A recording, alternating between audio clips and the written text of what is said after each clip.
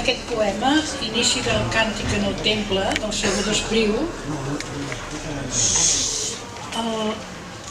el recordareu perquè el Raimon, el cantant de Xàtiva, l'ha fet famós. És un cant d'esperança, de coratge, de lleialtat envers la nostra gent i el nostre poble. Ara digueu, la ginesta floreix, arreu als camps hi ha vermell de roselles.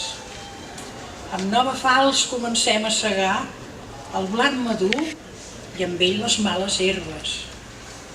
Ah, joves llavis desclosos, després de la foscor, si sabíeu com l'alba ens ha trigat, com és llarg d'esperar un alçament de llum a la tenebra.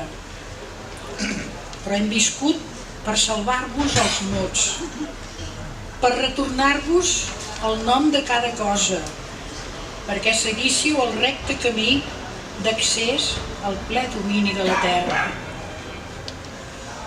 Vàrem mirar ben lluny del desert, davallàvem al fons del nostre somni.